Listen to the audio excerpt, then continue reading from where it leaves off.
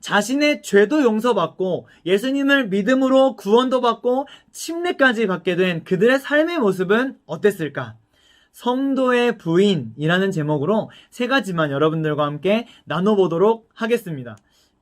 성령 충만했던 초대교회 성도들은 첫 번째로 내 것이 아닙니다 라는 고백을 통하여서 소유와 물질의 주인이 내가 되는 것을 부인했습니다. 본문 44절과 45절인데요. 한번 읽어볼까요? 믿는 사람은 모두 함께 지내며 모든 것을 공동으로 소유하였다. 그들은 재산과 소유물을 팔아서 모든 사람에게 필요한 대로 나누어 주었다. 초대교회는 그 불편함을 감수했습니다.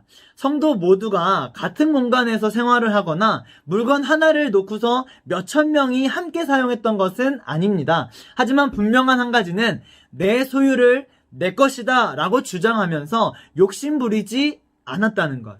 곧 그들은 자발적으로 불편함을 감수하기로 결단했다는 것입니다. 모이는 초대교회는 차별이 없었습니다. 부자도 거들먹거리지 않고 가난한 사람도 숨죽이면서 고생하지 않는 모습. 그런 삶이 가능했던 이유는 45절에 자기가 필요한 만큼 사용하고 굳이 남는 부분이 있다면 욕심내서 막 모으거나 손에 쥐거나 이것을 권력처럼 휘두르지 않고 필요한 대로 많은 사람들에게 나누어 주었기 때문에 가능했습니다. 여러분, 오해하면 안 되는 부분이 있습니다. 강제적으로 재산을 다 몰수해서 가난한 사람들을 돕는 모습이 절대로 아니었다는 것입니다. 사회의 제도를 구축하거나 헌법을 제정하여 일정한 부를 쌓은 뒤에는 무조건 뺏어버리는 방식 아니었습니다. 100% 자발적으로 누구도 강요받지 않고 누구에게도 강요하지 않고 협박하지 않고 정말로 자발적으로 나누었던 모습이 초대교회에는 있었습니다. 또 한 가지 오해하면 안 되는 부분이 있습니다. 45절에 보면 두 개의 동사가 등장을 하는데요. 한번 찾아볼까요? 45절. 그들은 재산과 소유물을 팔아서 모든 사람에게 필요한 대로 나누어 주었다. 아멘. 여러분, 두 개의 동사 찾았습니까? 네, 답을 알려주고서 찾으라고 했죠. 팔아서 나누어 주었다입니다. 두 개의 동사는 모두 미완료 시제로 되어 있습니다. 미완료 시제라는 것이 무엇을 뜻할까요? 팔아서 나누는 행위가 단 한 번에 이루어지지 않았다는 것이겠죠. 한 번 돕고 나서 야, 나는 할 만큼 했어. 내가 언제 얼마 냈어. 이렇게 생각하지 않았다는 것입니다. 한 번 돕고서 그 이후에는 내 창고에 높이 쌓았다라는 것이 아닙니다. 필요에 따라서 언제든지 또 자발적으로 그리고 지속적으로 도왔던 초대교회 성도들의 행위. 내가 벌어들인 돈이라고 해도 그것은 내 것이 아닙니다. 주님이 주신 건강과 주님이 주신 힘으로 한 것입니다. 주님이 주신 지혜로 한 것입니다. 내가 가진 이 모든 것은 주님의 것입니다. 라고 고백했기 때문에 마땅히 다른 사람들을 도울 때에 감사함으로 자발적으로 지속적으로 할 수 있었던 것이겠죠. 사랑하는 중등부 친구들, 여러분이 쥐고 있는 돈 혹은 물건, 아니 어떤 모양이든 혹은 모양이 없는 무형이라도 마찬가지입니다.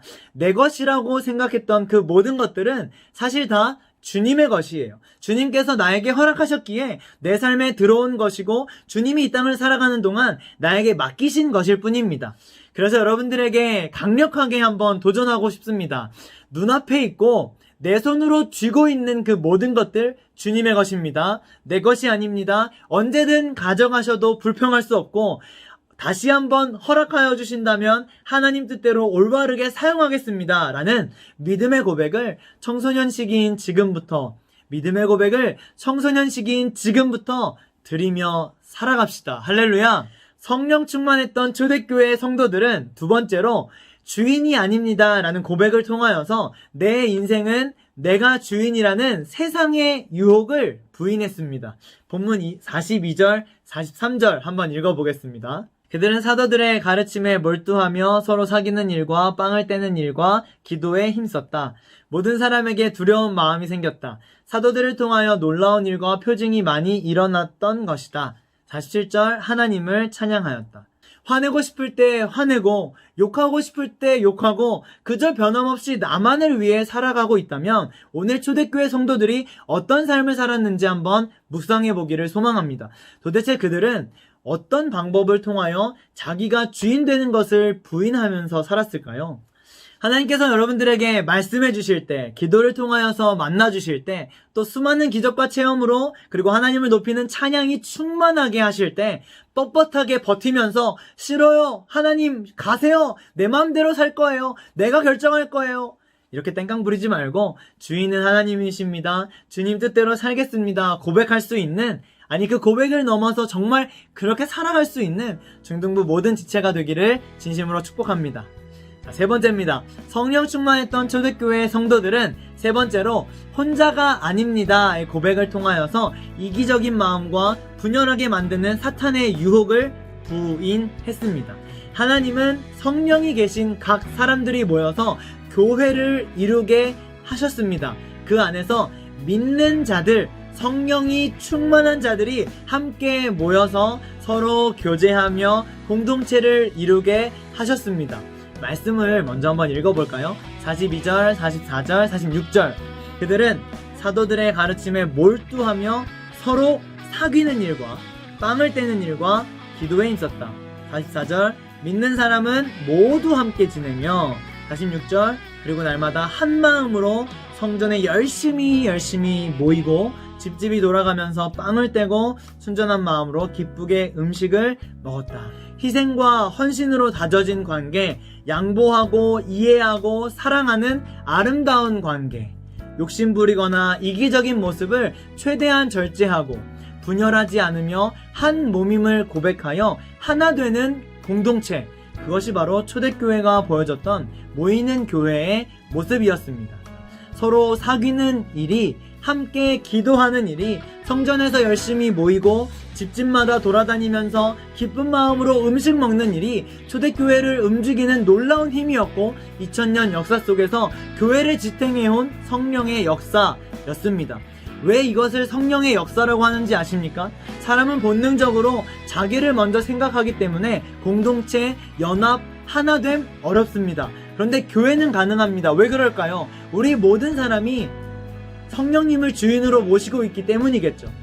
우리 모든 사람의 주인이 성령 하나님이시니까요.